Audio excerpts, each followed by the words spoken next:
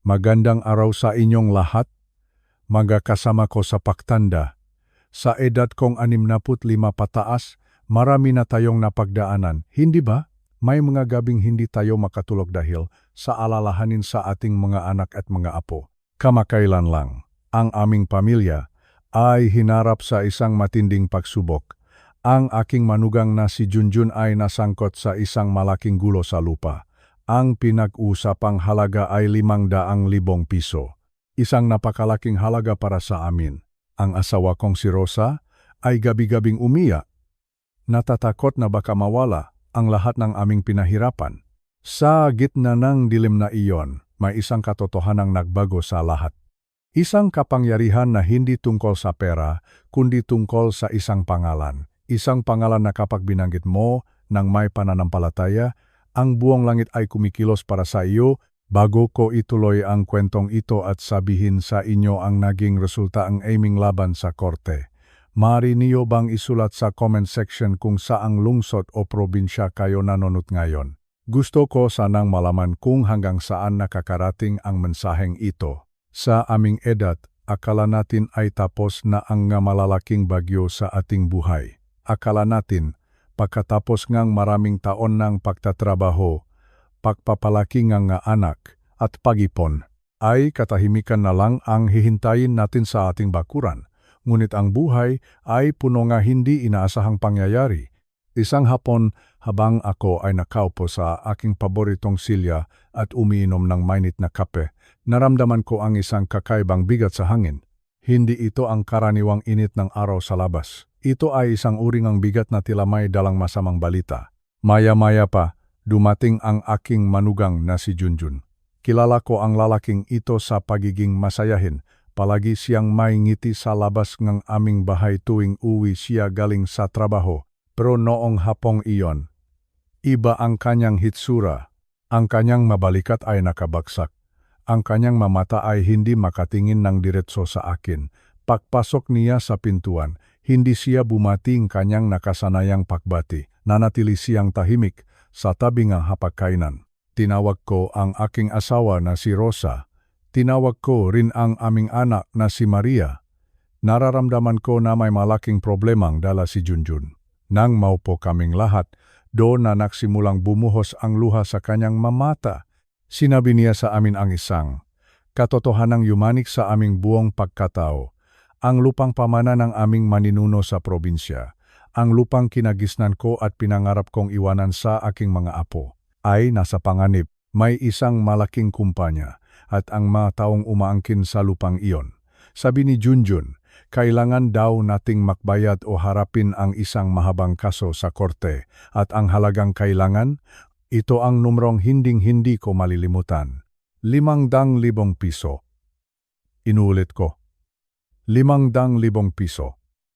Saan kami kukuha ng ganun kalaking halaga? Kami ay mga retirado na. Ang aming nga ipon ay sapat lang para sa aming nga gamot at pang-araw-araw na pagkain.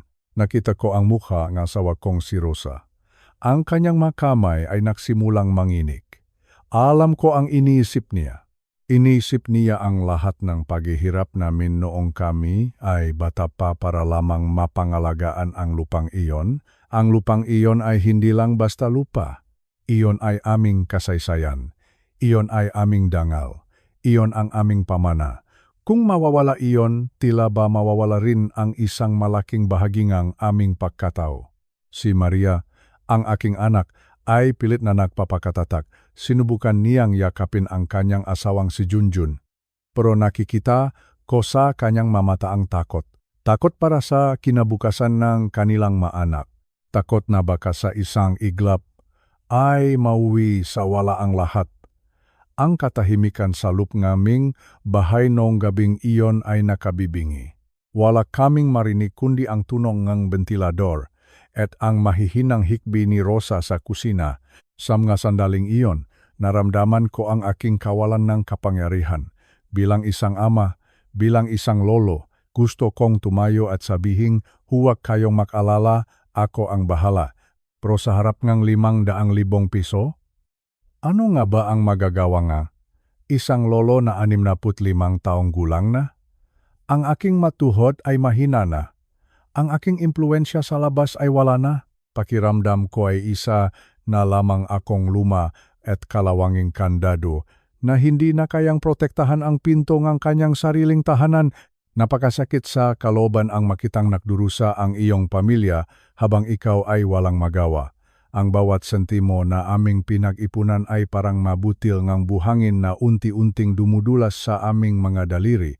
Ang gabi ay naging napakahaba. Hindi ako makatulog. Pinapanot ko ang kisame ng aming kwarto habang iniisip ang bawat puno ng mangga sa lupang iyon, ang bawat alaala ng aking ama na nagturo sa akin kung paano magmahal sa lupa. Naisip ko, hanggang dito na lang ba tayo? Ganito na lang ba ang katapusan ng ating pinahirapan? Mayroon bang paraan para malabanan ang ganito kalaking problema?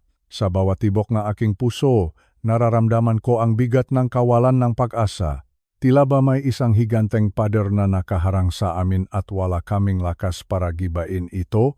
Ngunit sa gitna ng kadilimang ito, sa gitna ng takot na mawalan ng pamana, hindi ko pa alam na may isang aral akong matututunan.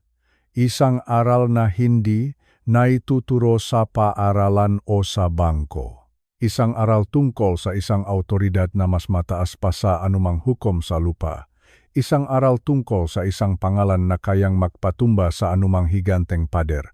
Ngunit bago dumating ang liwanag na iyon, kinailangan muna naming dumaan sa pinakamadilim na bahagi ng aming buhay. Ang aming pamilya ay nasa ilalim ng isang matinding bagyo. Isang bagyong hindi kayang pigilan ng payong o ng matibay na bubong. Ito ay bagyong kaluluwa. Isang pagsubok sa aming pananampalataya. Habang nakatingin ako sa aking mananginginig na kamay, isang tanong ang paulit-ulit na bumabalik sa aking isipan. Mayroon pa bang nakikinig sa amin? Mayroon pa bang nakakakita sa aming paghihirap? Sa mga oras na iyon, tanging ang dilim lang ang sumasagot sa akin.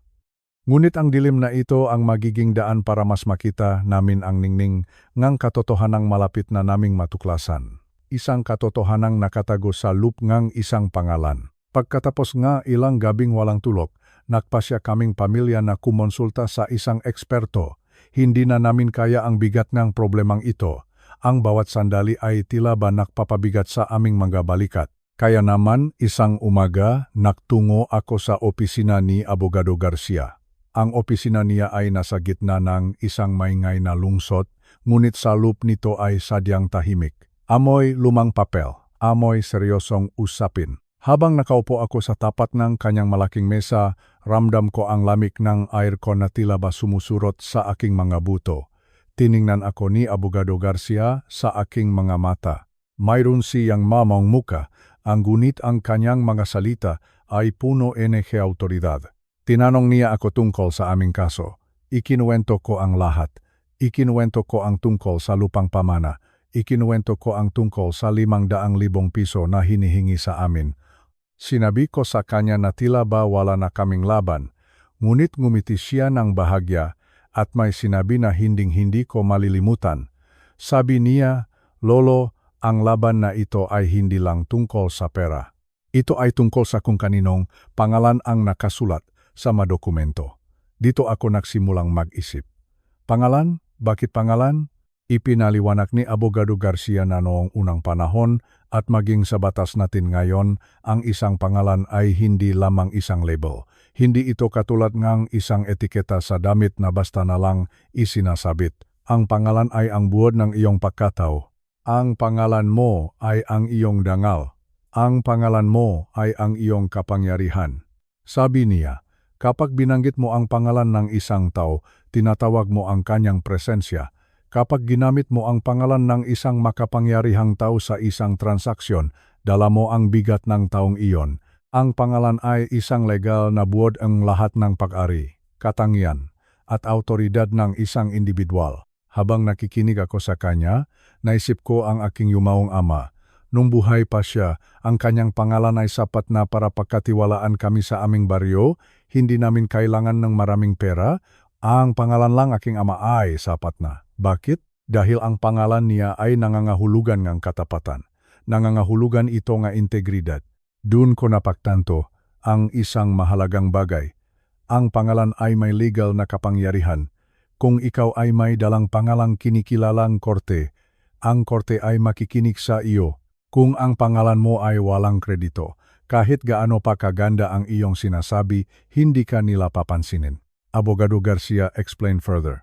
Ang isang pangalan ay parang isang susi. May mga pinto na bubukas lamang kung ang tamang pangalan ang gagamitin mo. Sa mundong ito, tayo ay kumikilos batay sa mga pangalan. Ang pangalan ng bangko, ang pangalan ng kumpanya, ang pangalan ng ating bansa. Ngunit may isang pangalan na higit sa lahat.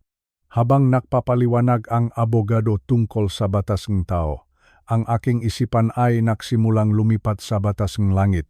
Naisip ko, kung ang pangalan ng isang tao rito sa lupa ay may ganitong bigat, gaano pa kaya ang pangalan na nagmula sa itaas? Ang pangalan ay ang autoridad na magsalita para sa iba. Ang pangalan ay ang karapatang kumilos para sa iba. Sa bawat dokumentong hawak ni Abogado Garcia, nakita ko ang kapangyarihan ng lagda at pangalan. Isang pirasong papelang ito, pero dahil sa pangalang nakasulat dito, maari nitong baguhin ang buhay ng isang pamilya. Doon ko naintindihan na ang aming laban para sa 500,000 piso ay nangangailangan ng isang pangalan na mas malakas kaysa sa aming kalaban. Isang pangalan na may kakayahang magpatahimik sa anumang kasinungalingan. Isang pangalan na may legal na karapatan sa lupang ito. Ang aral na ito mula kay Abogado Garcia ay nagbukas ng aking mga mata. Hindi pala ako lalaban bilang ako lang.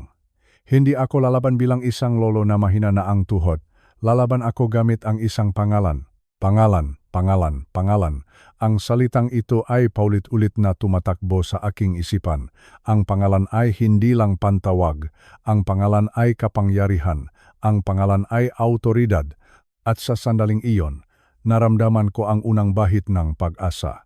Dahil alam ko na mayroon akong akses sa isang pangalan na hindi matatalo ng kahit sinong abogado o kumpanya rito sa mundo.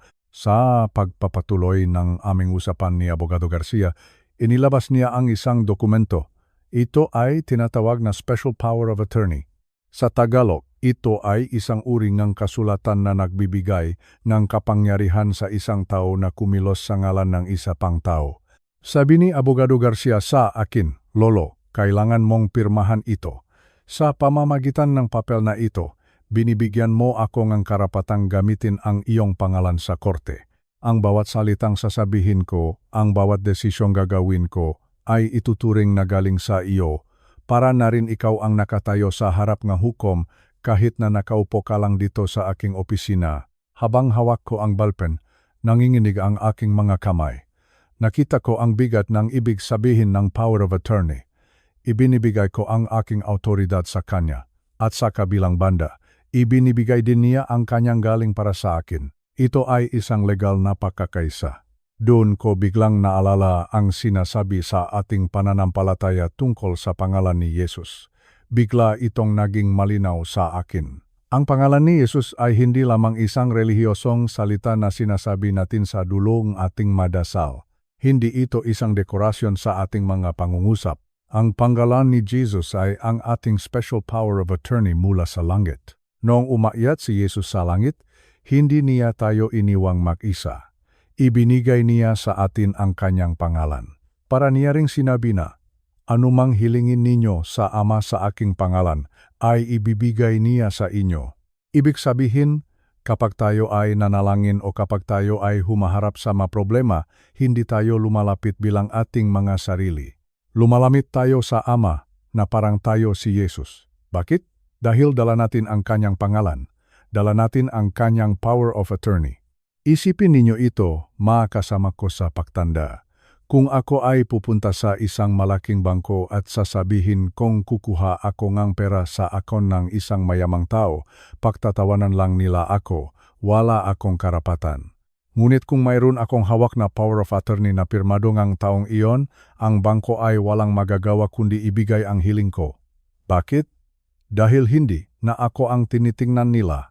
Ang tinitingnan nila ay ang autoridad ng pangalang dala ko. Ganun din sa espiritual na mundo. Kapag ang kaaway ay dumarating at tinatakot tayo tungkol sa ating pamilya, tungkol sa ating kalusugan, o tungkol sa 500,000 piso na utang. Ang ating sariling pangalan ay walang sapat na lakas para pigilan sila. Pero kapag itinaas natin ang pangalan ni Jesus, ang buong espiritual na mundo ay kailangang sumunod.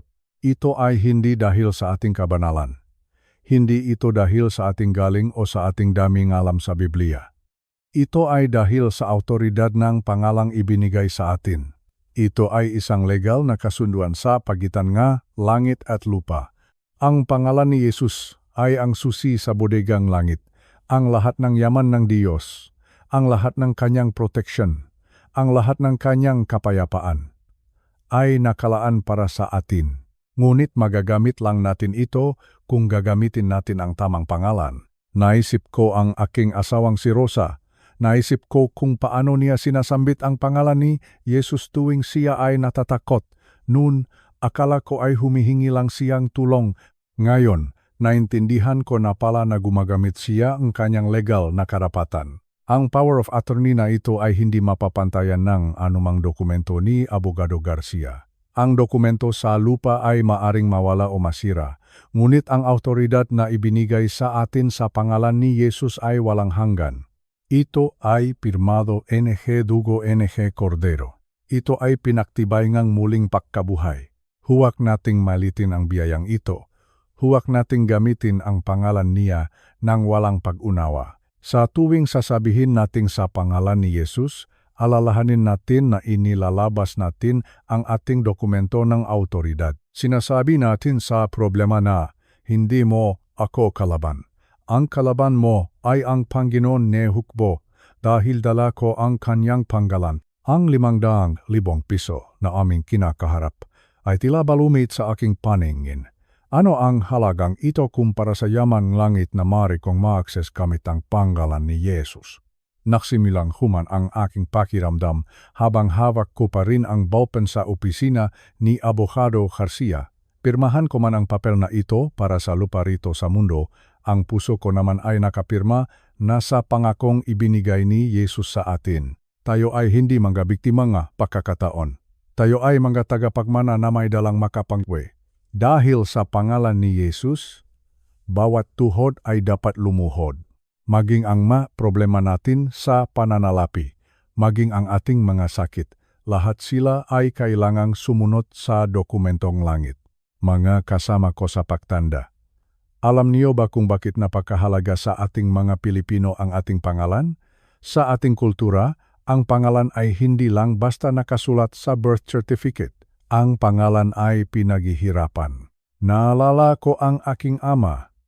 Bago siya pumanaw, sinabi niya sa akin, "Anak, wala akong maiwang ginto o malaking kayamanan, pero iwan ko sa iyo ang isang malinis na pangalan." Iyon ang ating dangal. Dahil sa ating karanasan sa buhay, alam nating ang isang pangalang may dangal ay hindi nakukuha sa isang iglap. Ito ay nabubuo sa pamamagitan ng maraming taon ng katapatan, paghihirap at sakripisyo. At dito natin maunawaan ang lalim ng pangalan ni Jesus. Minsan, nakakalimutan natin na ang pangalan ni Jesus ay hindi lang ibinigay sa kanya ng ganun na lang. Hindi siya basta nagising isang araw at sinabing siya na ang may pinakamataas na pangalan. Ayon sa kasulatan, partikular na sa sulat sa mga taga-Pilipos, Kabanata 2, mayroong isang napakalalim na dahilan kung bakit binigyan siyang Diyos ang pangalang higit sa lahat ng pangalan. Ito ay dahil sa kanyang pagsunod. Ito ay dahil sa kanyang pagpapakumbaba. Isipin ninyo ito, siya na hari ng hari, ay bumaba sa lupa. Hindi siya dumating na may kasamang mga sundalo o nakasakay sa gintong karuwahe. Siya ay naging isang hamak na tao, naging masunurin siya hanggang sa kamatayan. Maging sa kamatayan sa krus. Ang pangalan ni Jesus ay isang pangalang nakuha sa pamamagitan ng pakikipaglaban. Hindi siya basta tagapagmana lamang. Siya ay isang mananakop. Tinalo niya ang lahat ng kapangyarihan ng kadiliman. Tinalo niya ang kasalanan. Tinalo niya ang kamatayan sa bawat latay sa kanyang likod, sa bawat patak ng kanyang dugo. ay binabayaran niya ang ating mga utang. Noong sinabi ko sa inyo ang tungkol sa 500,000 piso na utang at problema ng aming pamilya, naisip ko, gaano kaya kalaki ang utang ng ating mga kasalanan? Hindi iyon mababayaran ng kahit ilang milyong piso, pero binayaran itong lahat ni Jesus. Nang siya ay muling mabuhay, napatunayan niya sa buong universo na siya ang karapat-dapat. Dinaanan niya ang pinakamahirap na pagsubok para sa atin, at dahil doon, ang Diyos Ama ay opisyal na nilagdaan ang lahat ng kapangyarihan sa langit at sa lupa sa ilalim ng kanyang pangalan. Ito ay parang isang hari na nagretiro at ibinigay ang buong kaharian sa kanyang anak na napatunayang matapang sa digmaan. Ang pangalan ni Jesus ay naging simbolong kabuwang tagumpay. Kapag binabanggit natin ang kanyang pangalan, hindi lang tayo nagsasalitang isang salita. Ipinapaalala natin sa buong espiritual na mundo ang tungkol sa kanyang sakripisyo. Ipinapaalala natin sa kawe na siya ay talona. Ipinapaalala natin sa ating mga problema na mayroon ng nakbayad para sa ating kalayaan. Ang pangalan ni Jesus ay punong bigat dahil ito ay punong pag-ibig na nag-alayng buhay. Hindi ba't mas masarap gamitin ang isang bagay kung alam mong pinahirapan ito? Ang pangalan ni Jesus ay hindi isang magic charm. Ito ang lakdang tagumpay. Ito ang katibayan na ang lahat ng utang, maging ang 500,000 piso man iyan, o ang mga pagkakamalingang ating nakaraan, ay may katapat na kabayaran sa krus. Kaya naman, aking mga kaibigan, tuwing bibikasin ninyo ang pangalan niya, gawin ninyo ito ng may paggalang. Isipin ninyo ang hirap na dinaanan niya para magkaroon tayo ng karapatang gamitin ang pangalang iyon. Hindi siya basta-basta. Siya ay karapat-dapat, at dahil siya ay karapat-dapat, ang bawat tuhod ay dapat lumuhod, at ang bawat dila ay dapat magpahayag na si Jesus ay Panginoon. Sa ating pagtanda, maaring marami na tayong nawalang lakas o ari-arian. Pero hinding-hindi mawawalan ng halaga ang pangalang ito. Ito ang ating pinakamalaking kayamanan. Ito ang ating dangal na hiram sa Kanya. Alam niyo, kaming mga matatanda rito sa Pilipinas, marami na kaming nakitang gobyerno na nagpalit-palit. At alam nating lahat na napakahirap pumasok sa mga tanggapan ng kapangyarihan. Subukan niyo kayang pumunta sa Malacanang nang wala kayong kakilala o wala kayong appointment. Kahit na kayo ay isang matapat na mamamayan, haharangin kayo ngang nga gwardiya sa gate pa lang, tatanungin kayo, sino po sila? Ano po ang kailangan nila? Mayroon po ba kayong ID? At kung wala kayong may pakita, mananatili lang kayo sa labas ng bakod, nakatingin sa malayo. Ganun din ang nararamdaman ng marami sa atin pagdating sa Diyos, dahil sa ating mga pagkakamali. Dahil sa mga kasalanang nagawa natin sa ating kabataan, o kahit sa mga maling desisyon natin ngayon, pakiramdam natin ay wala tayong karapatang lumapit sa Kanya. Pakiramdam natin ay nakatayo lang tayo sa labas ng gate ng langit, basang-basa sa ulan ngang ating mga problema. Iniisip natin, sino ba naman ako para pakinggan ng Diyos? Isang matanda na maraming pagkukulang. Isang lolo na may problemang 500,000 piso dahil sa pagkakamalingang iba. Ngunit dito pumasok ang napakagandang balita tungkol sa pangalan ni Jesus. Ang pangalan niya ang nagsisilbing ating all-access pass. Ibig sabihin, ito ang ating espesyal na ID na nabubukas ng bawat pinto sa kaharian ng Diyos. Sabi ni Jesus, walang makakapunta sa Ama kundi sa pamamagitan ko, ngunit sinabi rin niya, anumang hingin ninyo sa pangalan ko ay gagawin ko. Kapag tayo ay nananalangin sa pangalan ni Jesus, hindi tayo nakatayo sa ating sariling kabutihan. Hindi tayo lumalapit sa gate ngang langit at ipinapakita ang ating sariling nagawa. Dahil kung ang sarili nating ID ang ipapakita natin, talagang hindi tayo makakapasok. Sa halip, kapag sinabi nating sa pangalan ni Jesus, para nating ipinapakita ang ID ni Jesus mismo, ang magwardiya sa espiritual na mundo ay kailangang magbigay-pugay. Ang mapinto ngang trono ngang biyaya ay bumubukas ng maluwang. Bakit? Dahil kapag naririnig ng ama ang pangalan ni Jesus, nakikita niya ang kanyang minamahal na anak. Lumalapit tayo sa ama na parang tayo, si Jesus mismo. Hindi ba napakakamanghan niyon, isipin niyo, ang isang tulad ko, na isang simpleng tao lang, ay may karapatang pumasok sa pinakamabanal na dakong universo. Hindi dahil sa ako ay banal, kundi dahil sa pangalang dala ko. Ito ang tinatawag nating access o pagpasok. Kaya naman, tuwing kayo ay may mabigat na pasanin, huwag kayong matakot na lumapit sa Diyos. Huwag kayong mahiyang dahil sa inyong nakaraan, kapag tinanggap niyo si Jesus, binigyan niya kayong susi. Hindi niyo na kailangang sumigaw mula sa labas ng bakod. Hindi niyo na kailangang magmakaawa na parang pulubi na hindi pinapansin. Pumasok kayo ng may katapangan sa silid ng inyong ama. Gamitin ninyo ang inyong access pass.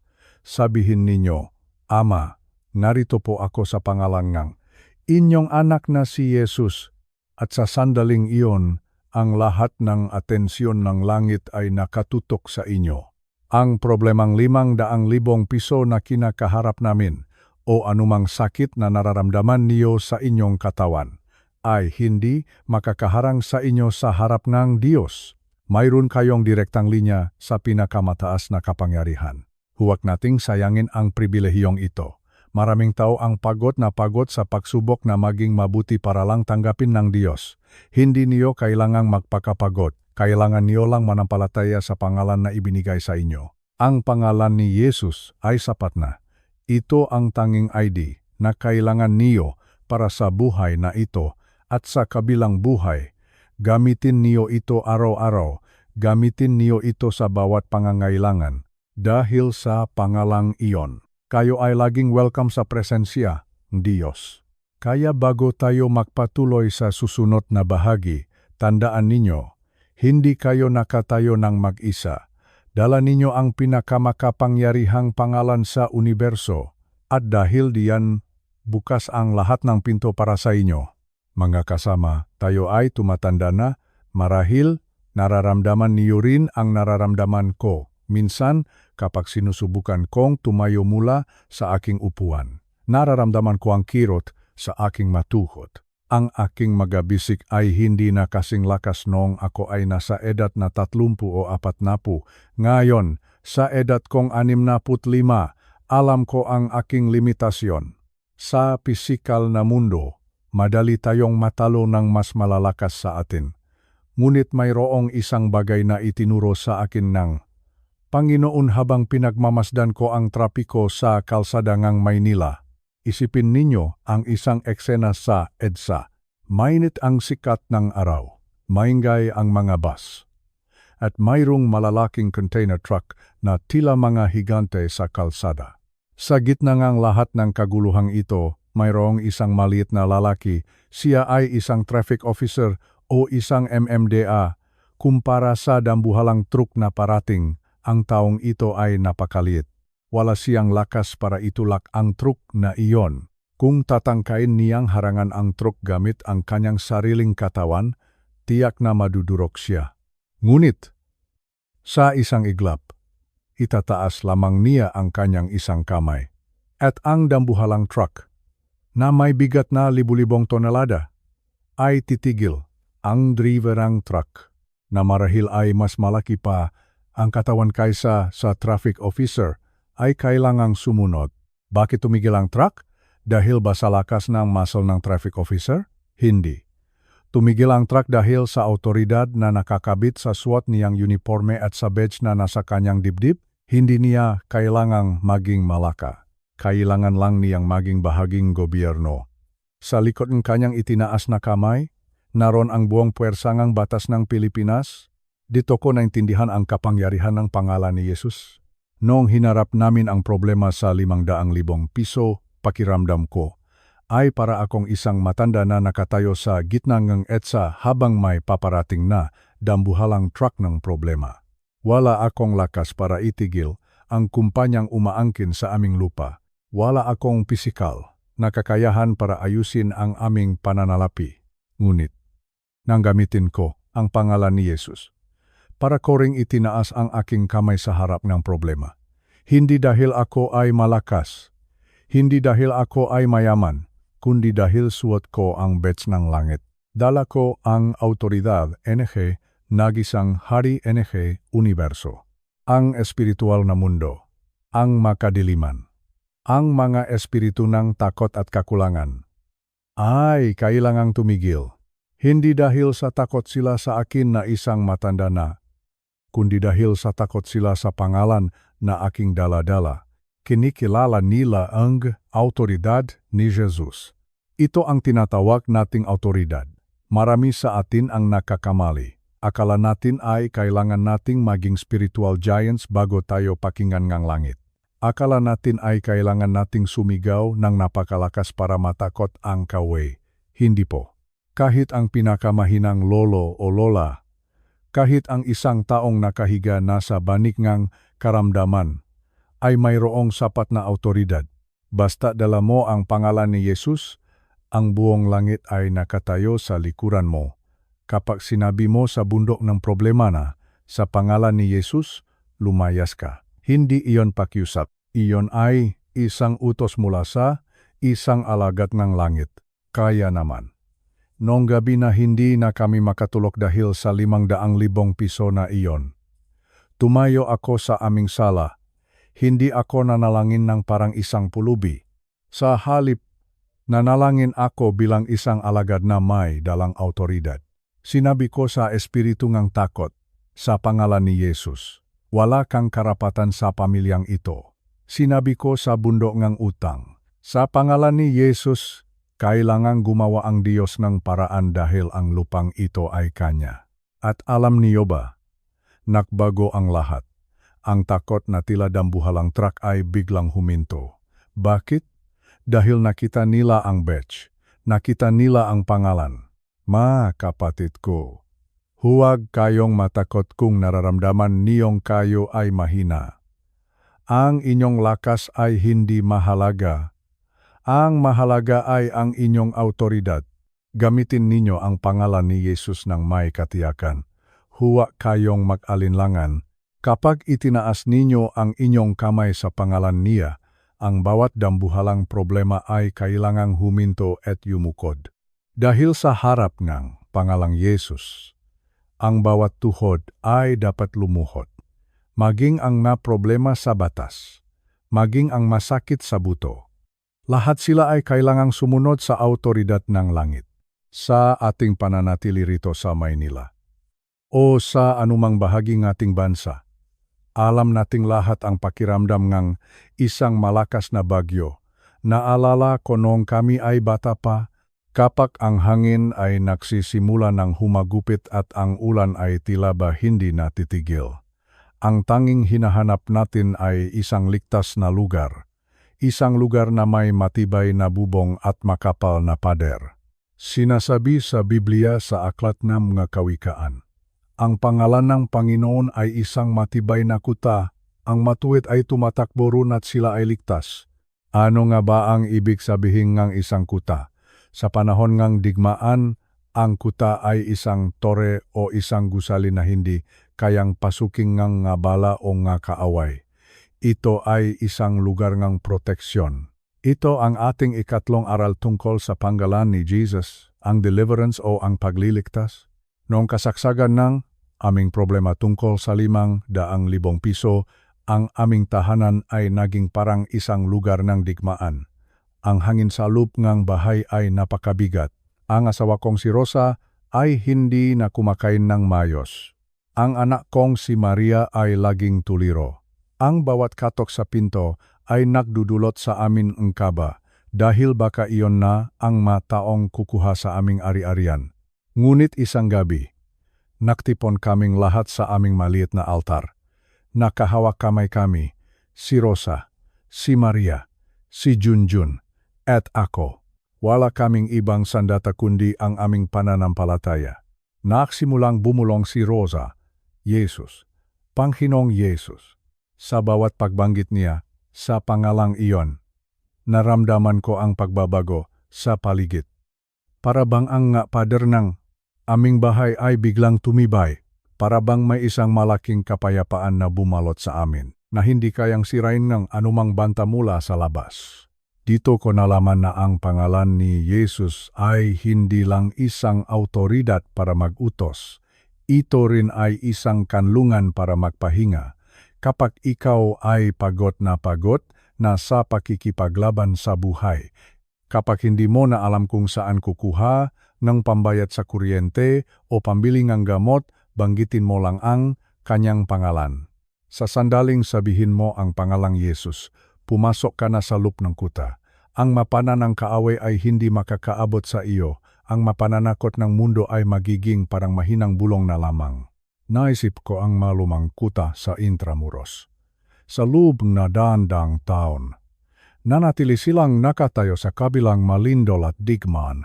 Ganon ang pangalan ni Jesus. Ito ay subok ng panahon. Walang bagyo ang kayang magpabagsak sa toreng ito. Habang kami ay nagdarasal noong gabing iyon, ang aming takot tungkol sa 500,000 piso ay unti-unting napalitan ng katiyakan.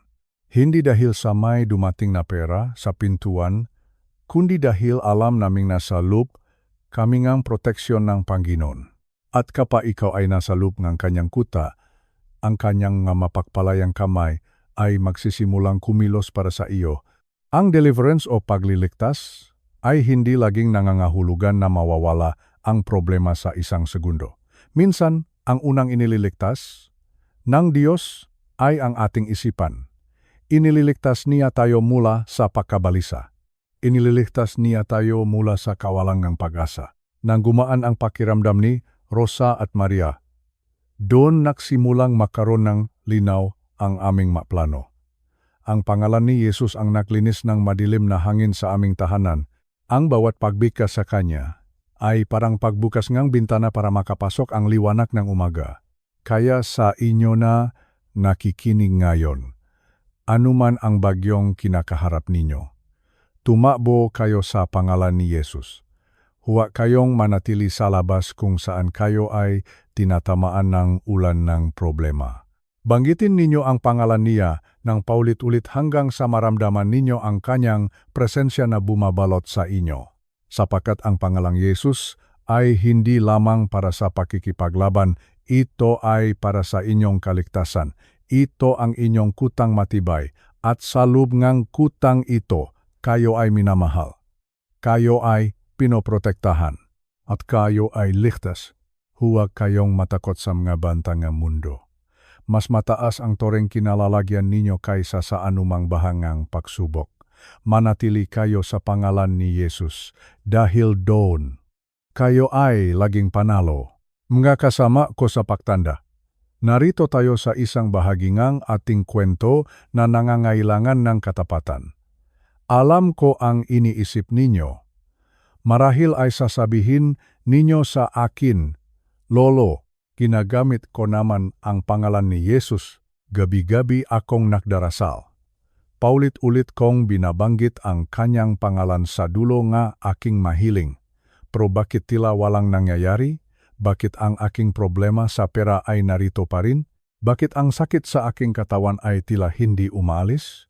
Bakit ang bagyong kinakaharap ng aming pamilya ay hindi pa rin tumitigil? Naintindihan ko kayo. Diyan din ako nakmula bago ko naintindihan ang tunay na lihim nga autoridad. Noong kami ay nasa gitna nga krisis dahil sa 500,000 piso na iyon, may mga sandali rin na pakiramdam ko ay hanggang kisame lang ang aking madasal. Ngunit may itinuro sa akin ang Panginoon tungkol sa relasyon o sa pagkakakilanlan. Alam niyo, marami sa ating mga Pilipino ang gumagamit sa pangalan ni Jesus na parang isang tuldok o isang koma sa dulo ng pangungusap. Sinasabi natin ang lahat ng ating mga reklamo, lahat na ating mga takot, at sa dulo ay ididikit natin ang masalitang, sa pangalan ni Jesus, Amen. Ginagawa natin itong parang isang toykwen o nakasanayan na lang, para tayong gumagamit ng isang magic word na inaasahan nating gagana ng kusa. Ngunit ang pangalan ni Jesus ay hindi isang anting-anting. Ito ay hindi isang toykwen. Ito ay kapangyarihan. May isang mahalagang katotohanan na dapat nating tandaan. Ang pangalan ay walang kapangyarihan kung hindi mo kilala ang may-ari nito. Isipin ninyo ang dokumentong Special Power of Attorney na ibinigay ko kay Abogado Garcia. Bakit tinanggap ng korte ang kanyang masalita? Dahil mayroon kaming relasyon. Kilala ko siya at kilala niya ako. Pinirmahan ko ang dokumento dahil may tiwala ako sa kanya. Kung ang isang estranghero o isang taong hindi ko naman kilala ay biglang pupunta sa korte at sasabihin kinakatawan niya ako, ano sa tingin niyo ang mangyayari? Ikukulong siya dahil sa panloloko, kahit tama ang format ng kanyang papel. Kahit magaling siyang magsalita. Wala siyang autoridad dahil wala kaming relasyon. Ganon din sa espiritual na mundo. Maraming tao ang gustong gamitin ang pangalan ni Jesus, pero hindi naman nila kilala si Jesus mismo. Gusto natin ang kanyang tulong, pero hindi natin gusto ang kanyang presensya. Gusto natin ang kanyang himala, pero hindi natin siya kinikilala bilang Panginoon ng ating buhay araw-araw. Ang pangalan ni Jesus ay gumagana ng may ganap na kapangyarihan kapag ito ay nagmumula sa puso ang isang taong may malalim na pakikipag-ugnayan sa kanya kapag sinabi mong, sa pangalan ni Jesus. Dapat ay kilala mo kung sino ang iyong binabanggit. Dapat ay mayroon kayong pagkakakilanlan. Isipin ninyo si Maria, ang aking anak. Kapag humihingi siya sa akin ng tulong, binibigay ko agad. Bakit? Dahil anak ko siya. Kilala ko ang boses niya. Alam ko ang puso niya. Mayroon kaming relasyon na higit pa sa anumang dokumento. Kapag ginagamit niya ang pangalan ko para sa isang bagay, alam ng lahat na may pahintulot ko iyon. Nga kapatid, ang dahilan kung bakit tila hindi gumagana ang ating paggamit sa pangalan niya ay dahil baka ginagamit natin ito bilang toy kwen sa halip na bilang autoridad. Ginagamit natin ito sa dulong dasal bilang pampatapos, sa halip na ito ang maging dahilan ng ating dasal. Kapag nanalangin tayo, hindi natin dapat pilitin ang Diyos na gawin ang ating gusto. Sa halip, dapat nating gamitin ang kanyang pangalan para ipatupad ang kanyang kalooban na nakasulat sa kanyang mapangako. Pero paano natin malalaman ang kanyang kalooban kung hindi tayo nagbabasa ng kanyang nga salita? Paano natin mararamdaman ang kanyang kapangyarihan kung hindi tayo naglalaan ng oras para makipag-usap sa kanya? Hindi lang kapag may problema, kundi maging sa mga sandalingang katahimikan. Noong hinarap namin ang 500,000 piso na iyon, hindi lang kami basta nanalangin. Lumapit kami kay Jesus bilang aming kaibigan, aming tagapagtanggol, at aming Panginoon.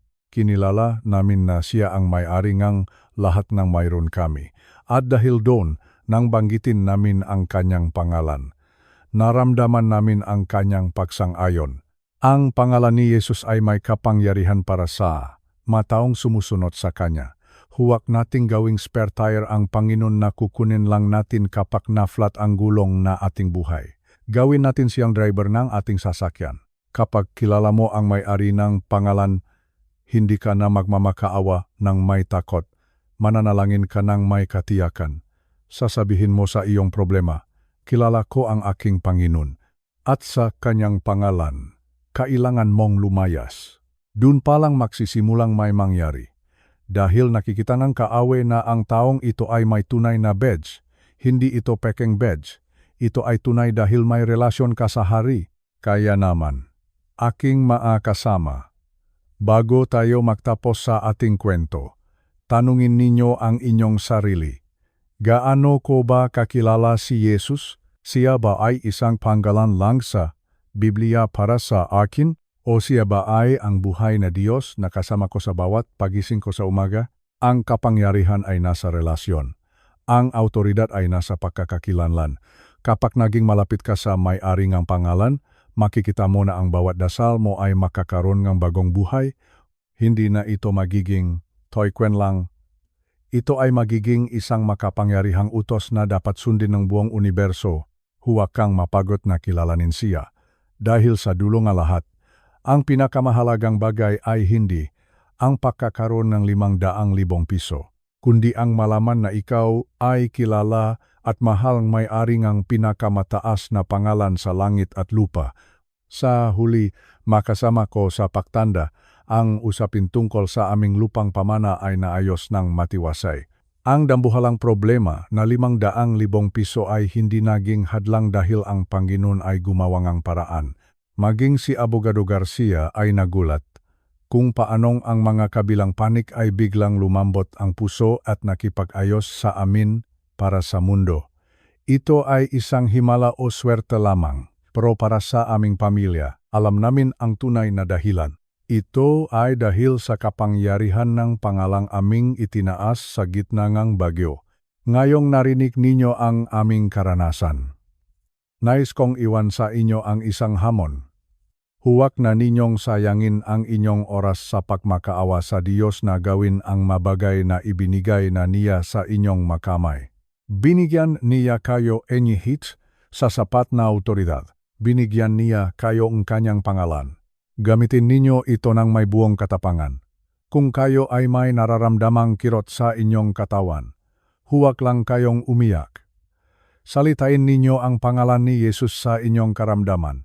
Kung kayo ay may mga anak o apo na naliligaw, nglandas, huwag lang kayong maalala. Banggitin ninyo ang pangalan ni Jesus sa kanilang buhay. Ang pangalang ito ay ang master key na nagbubukas ng bawat pinto na isinara ng kaway. Dala ninyo sa inyong mga labi ang pinakamakapangyarihang pangalan sa buong universo. Huwag ninyo itong gamitin ng may takot. Huwag ninyo itong gamitin ng walang saysay. Gamitin ninyo ito ng may tiwala. Nasa bawat pagbigkas ninyo, ang langit ay nakikinig at ang kadiliman ay nanginginig. Sana ay nakatulong ang kwentong ito upang mas maunawaan ninyo ang inyong legal na karapatan sa kaharian ng Diyos. Kung ang mensaheng ito ay nakbigay sa inyo ng lakas ng loob, pakipindot lamang ang subscribe button at i-share ang video na ito sa isang kaibigan na kailangang makarinig ng pag-asa ngayong araw. Isulat ninyo sa comment section ang salitang, Amen, kung naniniwala kayong may kapangyarihan sa pangalan ni Jesus. Gichu, ang kwentong ito ay inihanda upang maging gabay sa ating espiritual na paglalakbay. Ang mga aral na ibinahagi rito ay hango sa ating pananampalataya at hindi dapat ituring na payong legal o pinansyal. Ang pinakamahalagang kayamanan ay ang ating relasyon sa Panginoon. Hanggang sa muli nating pagkikita sa susunod na video, pagpalain kayo ang may likha at laging tandaan. Sa pangalan ni Jesus, kayo ay higit pa sa mapanalo. Maraming salamat po sa inyong pakikinig.